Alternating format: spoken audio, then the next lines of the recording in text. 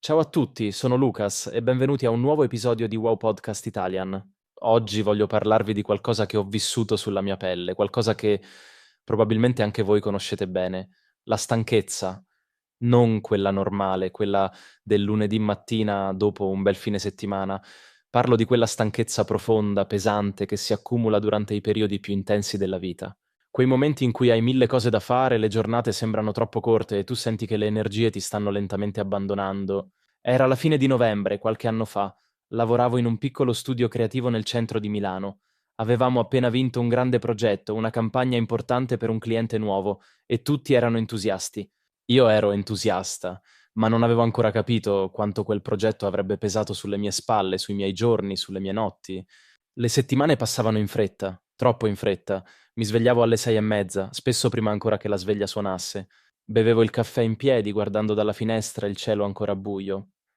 Poi correvo in ufficio, restavo seduto davanti allo schermo per ore e ore, mangiavo qualcosa velocemente e tornavo a casa quando le strade erano già silenziose. Il weekend esisteva solo sulla carta. Vi siete mai sentiti così, come se il tempo scorresse e voi foste lì, fermi, a guardarlo passare senza riuscire a stare al passo? Fatemi sapere nei commenti se avete vissuto qualcosa di simile. Mi piace molto leggere le vostre esperienze. Il problema non era solo il lavoro, era che non riuscivo più a staccare. Anche quando ero a casa, la mente continuava a girare. Pensavo alle scadenze, alle riunioni, alle email che non avevo ancora risposto. Aprivo il computer anche la sera, mi dicevo solo 5 minuti, e poi ritrovavo me stesso sveglio a luna di notte, con gli occhi brucianti e la testa piena di pensieri. La stanchezza ha tanti volti, sapete? Non è solo fisica, certo il corpo parla, le spalle tese, la schiena che fa male, le palpebre pesanti, ma c'è anche una stanchezza mentale, emotiva, che a volte è ancora più difficile da riconoscere.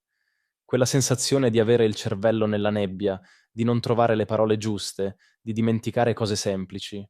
Una volta ho dimenticato il nome di un collega con cui lavoravo da 2 anni. Mi sono fermato a metà frase e ho pensato qualcosa non va. Il punto di svolta è arrivato una mattina di dicembre.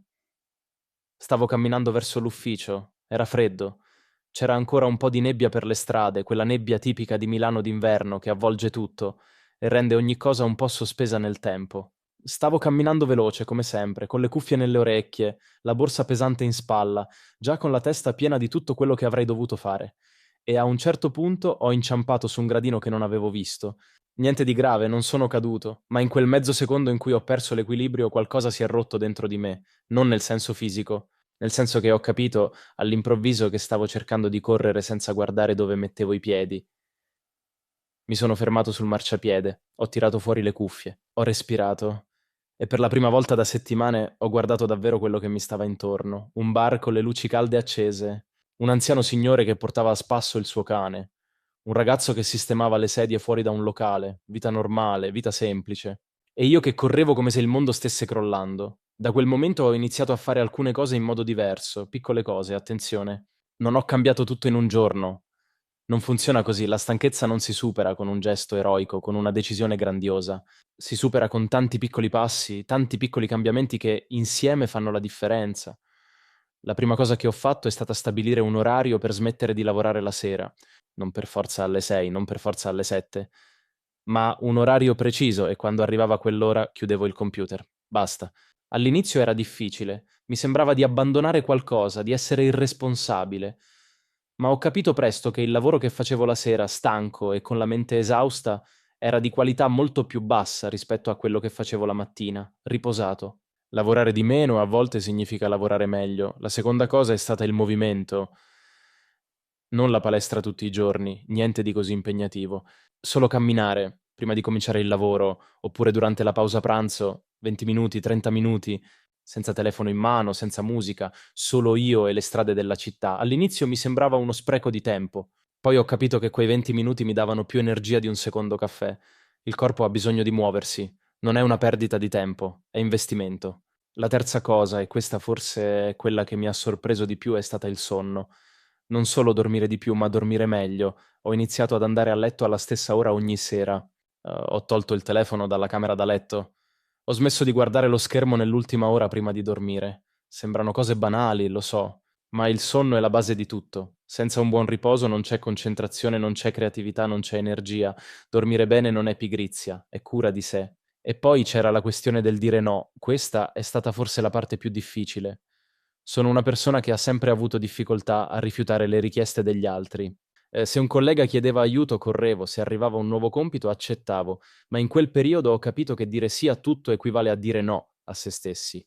Ho imparato lentamente e con qualche senso di colpa a valutare le mie priorità, a scegliere, a mettere dei limiti non per egoismo, ma per sopravvivenza. Volete sapere una cosa che ho scoperto in quel periodo?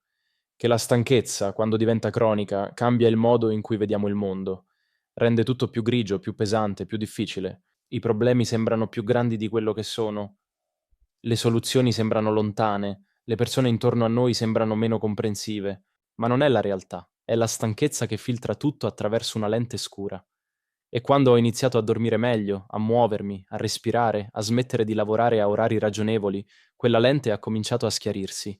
Pian piano, non in un giorno, non in una settimana, ma il cambiamento era reale. E ricordo una sera di gennaio ero seduto sul divano dopo cena, con una tazza di tè caldo in mano. Fuori c'era ancora freddo, il vento batteva contro le finestre e io ero lì, tranquillo, senza il computer, senza il telefono, stavo semplicemente guardando la pioggia scorrere sul vetro e ho pensato quanto tempo non mi fermavo così.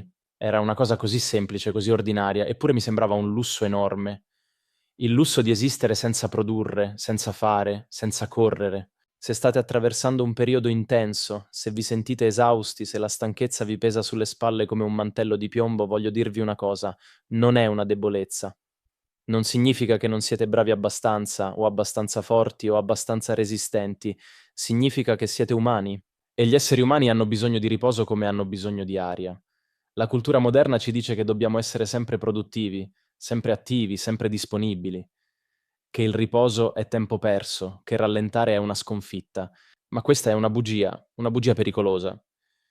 Il riposo non è l'opposto del lavoro, è la condizione perché il lavoro abbia senso. È la base senza cui tutto crolla. Volete un piccolo esercizio? Questa settimana scegliete una cosa sola, una piccola abitudine da aggiungere o da togliere. Può essere andare a letto 20 minuti prima, può essere fare una passeggiata breve ogni giorno, può essere smettere di controllare il telefono la sera, una sola cosa, non cercate di cambiare tutto. Cambiate qualcosa e osservate cosa succede. Se questo episodio vi ha fatto riflettere o se vi ha aiutato in qualche modo, vi chiedo di lasciare un commento qui sotto. Mi piacerebbe molto sapere cosa fate voi per recuperare le energie durante i periodi difficili. Ogni esperienza è preziosa e spesso le migliori idee arrivano proprio da chi ascolta. Potete anche mettere un mi piace al video se pensate che possa essere utile ad altre persone. È un gesto semplice, ma aiuta molto chi crea questi contenuti. E se state imparando l'italiano con noi, benvenuti. Ogni episodio è pensato per aiutarvi ad ascoltare la lingua in modo naturale, attraverso storie e riflessioni della vita di tutti i giorni. Se non l'avete ancora fatto, potete iscrivervi al canale per non perdere i prossimi episodi. Siamo felici di avervi qui. Prima di salutarvi voglio dirvi un'ultima cosa. La stanchezza passerà. Ogni periodo intenso ha una fine. E quando arriverà la calma, guarderete indietro e capirete quanto avete imparato su voi stessi, sulle vostre forze, sui vostri limiti. Quei periodi difficili, per quanto pesanti, lasciano sempre qualcosa di prezioso, lasciano consapevolezza. Io quel progetto lo ho completato, consegnato, approvato, celebrato, e quando è finito ho dormito 12 ore di fila. La mattina dopo mi sono svegliato lentamente, senza sveglia, con la luce del sole che entrava dalla finestra. Ho fatto un caffè, mi sono seduto sul balcone e ho guardato la città svegliarsi. Era una sensazione bellissima, quella di aver attraversato qualcosa di difficile e di essere ancora lì, in piedi, con la tazza in mano e il sole sul viso. Ce la farete anche voi, ne sono sicuro. Grazie per essere stati con me oggi. Sono Lucas, questo è Wow Podcast Italian e ci vediamo al prossimo episodio. Buona serata o buona giornata, a seconda di quando state ascoltando. Prendete cura di voi. A presto.